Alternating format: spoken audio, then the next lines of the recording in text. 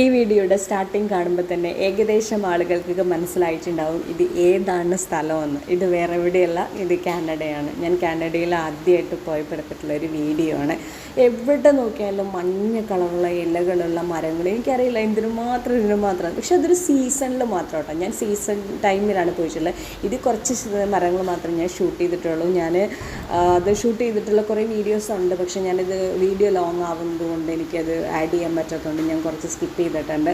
ഇത് അവിടുത്തെ China town എന്ന് പറഞ്ഞ ഒരു ഏരിയയാണ്. ചൈനേൻ്റെ പ്രൊഡക്റ്റ് മാത്രം കിട്ടുന്നില്ല. ലോകത്ത് എവിടെ പോയാലും ചൈനേൻ്റെ പ്രൊഡക്റ്റ് കിട്ടും നമുക്കറിയാമല്ലോ. എല്ലാ രാജ്യങ്ങളും ചൈനയെ ആശ്രയിച്ച് ജീവിക്കുന്നതാണ് ഞാൻ കണ്ടിട്ടുള്ളത്. ഞാൻ മേടിക്കുന്ന ഏതൊരു സാധനങ്ങളും ഞാൻ ആദ്യം നോക്കുന്നത് മെയ്ഡ് ഇൻ ചൈനയാണ്. ഒട്ടുമിക്ക സാധനങ്ങൾ എല്ലാ രാജ്യങ്ങളും സ്പ്രെഡ് ആയിട്ടുണ്ട് കേട്ടോ ചൈനേൻ്റെ. അത് മാത്രമേ കിട്ടാനുള്ളൂ. പിന്നെ അവർക്കും അതാണ് ലാഭമെന്ന് തോന്നുന്നു, അതുകൊണ്ടായിരിക്കാം. പക്ഷേ ഞാനങ്ങനെ ചൈനയുടെ സാധനങ്ങളൊന്നും മേടിക്കലില്ല. അങ്ങനെ ഞാൻ അവിടെ നിന്ന് ഒരു ഗ്ലാസ്സൊക്കെ വെച്ച് നോക്കിയിട്ട് പതുക്കെ ഒന്ന് ഇറങ്ങി. എൻ്റെ കൂടെ ജോലി ചെയ്യുന്ന കുട്ടികളുണ്ടായിരുന്നു. അപ്പോൾ അവരെ കയറിയപ്പോൾ അവരുടെ കൂടെ ഒന്ന് ചുമ്മാ കയറിയിടാം. അത് കഴിഞ്ഞ് വീണ്ടും ഞാൻ ഒറ്റയ്ക്ക് നടക്കാൻ ഇറങ്ങി. ഇനി കുറച്ച് സാധനങ്ങളും കൂടെ മേടിക്കണം. അതിന് വേണ്ടി ഇത് കുഞ്ഞിന് പല്ല് തേക്കാൻ വേണ്ടിയിട്ട് ഒരു ബ്രഷ് ഞാൻ വാങ്ങിയതാണ് കേട്ടോ. നമ്മുടെ നാട്ടിൽ കിട്ടില്ലേ എന്ന് ചോദിച്ചാൽ നാട്ടിൽ കിട്ടാത്തൊന്നുമില്ല. പക്ഷേ ഇവിടുന്ന് അത് കണ്ടു കഴിഞ്ഞപ്പോൾ അത് മേടിക്കണമെന്ന് തോന്നി. അങ്ങനെ കുറച്ച് സാധനങ്ങളും കൂടെ ഞാൻ വാങ്ങി. ഈ ഷോപ്പിൽ നിന്നാട്ടോ ഞങ്ങൾ സാധനങ്ങൾ വാങ്ങിയിട്ടുള്ളത്. അത് കഴിഞ്ഞ് അത് പുറത്തിറങ്ങി അതിൻ്റെ കൂടെയുള്ളത് ഇതിന് ശേഷം കൂടി ഒരു കുറച്ച് സാധനം കൂടി മേടിക്കാൻ വേണ്ടി പിറ്റേ ദിവസം കൂടി ഞങ്ങൾ പോയിട്ടുണ്ടായിരുന്നു കേട്ടോ. അതുകൊണ്ടിട്ട് അങ്ങനെ ആ 2 വീഡിയോയും കൂടിയിട്ട് ഞാൻ ഒന്നാക്കിയിട്ടുള്ളതാണ്.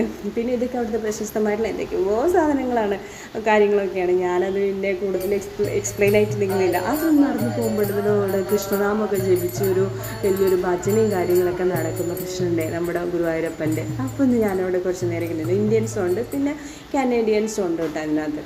അപ്പോൾ അതൊക്കെ കണ്ട് കുറച്ച് നേരമൊക്കെ അതിലേക്ക് നടന്നു. പിന്നെ കുറച്ച് സ്റ്റാച്ചുകളൊക്കെ ഉണ്ട് കേട്ടോ. അത് പിന്നെ ഞാൻ കാണിക്കാം. ഇപ്പോൾ നമ്മൾ ഏത് രാജ്യത്ത് വന്നാലും അവിടുത്തെ ഫ്ലാഗ് ഒരു വല്ലാത്തൊരു പ്രത്യേകത തന്നെയാണ്. നമ്മൾ കാനഡയിൽ ചെന്ന് കഴിഞ്ഞപ്പോൾ നമ്മൾ കിട്ടുന്നതാണ്. ഒക്കെ ആദ്യമായിട്ട് ഇങ്ങനെ അതിൻ്റെ ചോട്ടിൽ നിന്നിട്ടൊരു വീഡിയോ എടുക്കാനും ഫോട്ടോ എടുക്കാനൊക്കെ പറ്റി. അപ്പോൾ പിന്നെ ഫ്ലാഗ് കണ്ടപ്പോൾ പിന്നെ ഞാനത് ഒഴിവാക്കിയില്ല. കുറച്ച് നേരം അതിൻ്റെ ഫോട്ടോസും ചെയ്യാം. അപ്പോൾ എന്നെ അറിയുന്ന 2-3 പേരും കൂടെ അവിടെ ഉണ്ടായിരുന്നുണ്ട്. അപ്പോൾ അവരോട് ബൈ ഒക്കെ പറഞ്ഞ് ഞാൻ അവിടെ നിന്ന് പോന്നു. പിന്നെ ഈ ഒറ്റയ്ക്ക് നടക്കുക എന്ന് പറഞ്ഞാൽ എനിക്ക് ഭയങ്കര ഇഷ്ടമാണ്. നമ്മൾ വിദേശ രാജ്യങ്ങളിൽ ഒറ്റയ്ക്ക് നടക്കാൻ വളരെയധികം സ്ട്രെസ്സുമാണ് കേട്ടോ. അപ്പോൾ എന്നെ അറിയാവുന്ന 2-3 പേരെ കണ്ടു കഴിഞ്ഞപ്പോൾ ഇങ്ങനെ ഹായ് ഒക്കെ പറഞ്ഞിട്ട് പോകുന്നതാണ് കേട്ടോ. അല്ലാതെ ഞാൻ കാനഡയിൽ എനിക്ക് ആരും വലിയ പരിചയമൊന്നുമില്ല. ഇതുണ്ടോ സ്റ്റാച്ചു. ഞാൻ പറഞ്ഞു നമ്മുടെ നാട്ടിലൊക്കെ ഇങ്ങനെ കുറേ സ്റ്റാച്ചുകളൊക്കെ അവിടെ ഇവിടെയും കൊണ്ട് ആർക്കും അതിനോട് വലിയ ഇമ്പോർട്ടൻസ് ഒന്നുമില്ല. പക്ഷേ ഈ സ്റ്റാച്ചുകളൊക്കെ കാണാൻ എന്ത് രസമാണെന്നറിയോ. എല്ലാവരും അതിൻ്റെ അടുത്ത് വന്നിട്ട് നോക്കാനും ഫോട്ടോ എടുക്കാനൊക്കെ ഉണ്ട്.